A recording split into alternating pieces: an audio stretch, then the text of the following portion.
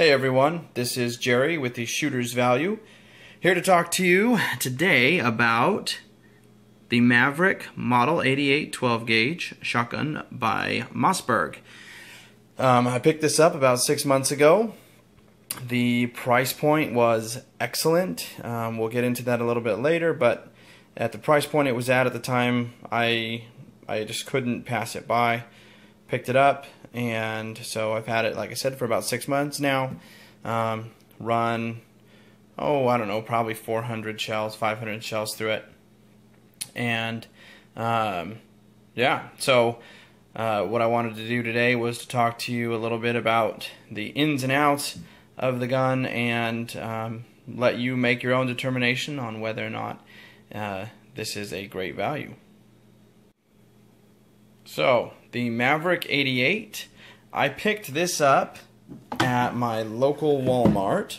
It was, coincidentally enough, $188. So, excellent price point. Like I said, when I came across it, I was looking at shotguns to take out to the sporting clay range.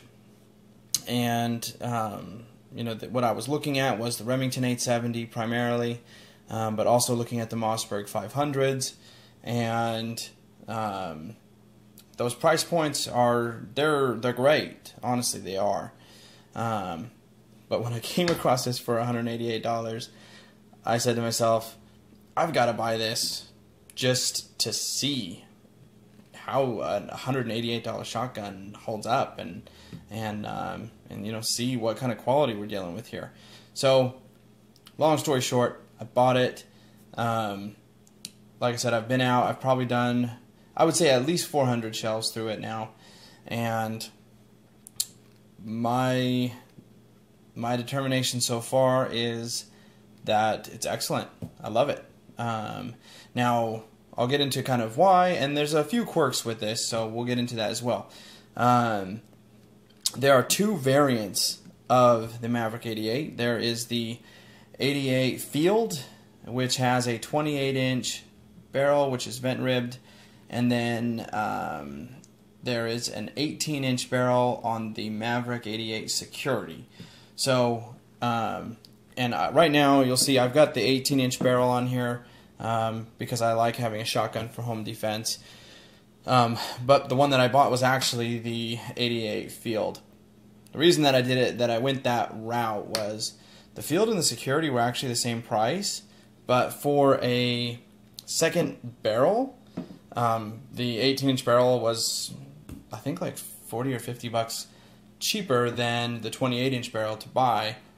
So I just figured, hey, I'll just buy the long barrel on the gun and then go get a replacement short barrel. So, which I did. So, So a lot of folks kind of put this, when they're looking comparison-wise at the 88, they're going to be looking at the Mossberg 500 and the Remington 870. It's just those three shotguns are kind of similar in the fact that they're kind of basic shooters. They don't have a lot of bells and whistles. They're going to be similar in weight. And the other thing is that they have a lot of parts that are interchangeable, which we all love putting our own furniture on our guns. I know I particularly am a huge fan of Magpul MOE stuff. That being said, the 88, you can swap out the stock for a Mossberg 500 stock. Any of the stocks that you get, the aftermarket stocks that are made for the Mossberg 500, you can replace on the 88. Same with the barrel. But the forend is different. So some folks are going to say that's a downside. It is a little bit of a downside for me, but not really. I actually kind of like this forend. It's got some texturing right here. Otherwise smooth, has nice grooves. I haven't had any problems with it, so the old principle of if it's not broke, don't fix it. So that's not a deal breaker for me. So I do like it. However, like I said, this does vary from the Mossberg 500 forend, because the guides that you can normally detach from the forend on the 870s and on the 500s is actually built into this forend. It's built into the mold, so you can't just take it off. You have to buy a whole new one. So you can get aftermarket forends for the 88. I don't want you to think that you can't. You can. But they're going to be a little bit more expensive, and that's just kind of the nature of the beast. So, what else? The lever here, when you feed around a shell out of that tube magazine into the receiver here, this lever pops down, and I really like this. So on the 870 and on the 500, the lever is always down, unless it's actually feeding around into the chamber here.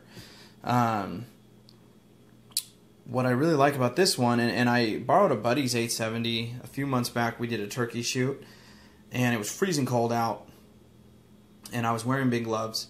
And when I went to feed a new round in every time, my glove would hook up on the bottom of that ramp, and it just kept pulling on it, and it kept pinching the end of the finger on my glove. It was really kind of annoying. So what I like about the 88 is you'll see that it slides up and out of the way. So kind of hard to get a good view here with one hand, but you can see that it's recessed out of the way of the tube magazine. So feeding is super easy. One of those small little quirky things, but I really like it. So that's one thing that I was pleased about. It does have the crossbar safety here on the trigger, whereas on the Mossberg 500s, they've got the safety on the back here.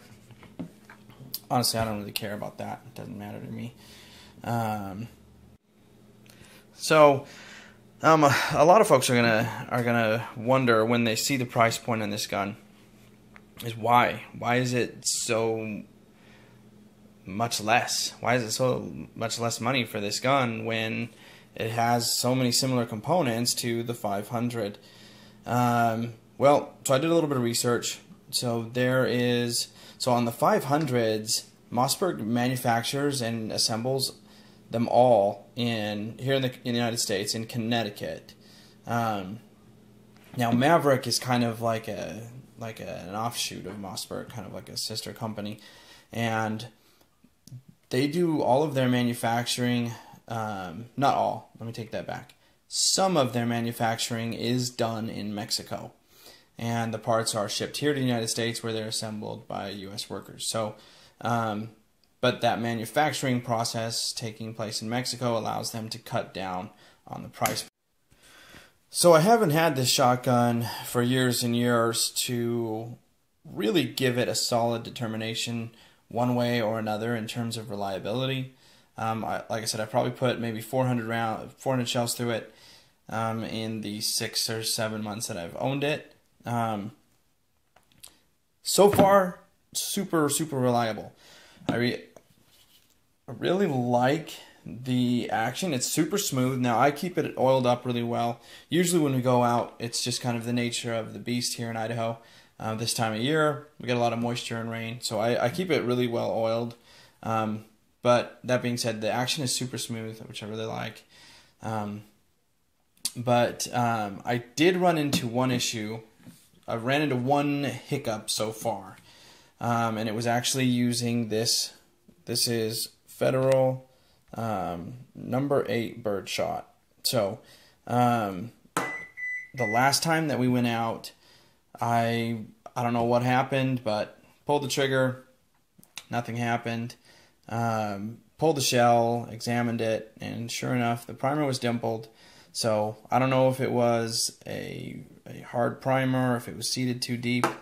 At any rate, just tossed that shell away and kept trucking.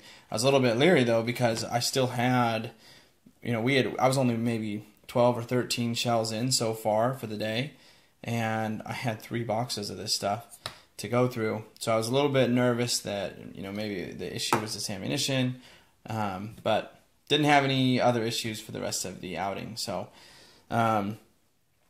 overall, I would say my final thoughts on the Maverick 88 are that if you're looking for something that you can take out, have a good time, you know, shooting skeet or trap, or doing sporting clays, but then, you know, get yourself a nice short barrel and not spend an arm and a leg, not break the bank, the Maverick 88 is a solid choice. Like I said, I've had it for about 6 or 7 months, so we'll see how my opinion either changes or stays the same as time goes on. But so far in, I'm really happy with the purchase and very impressed with this shotgun. So like our videos, comment, subscribe, and as always, thanks for watching and stay safe.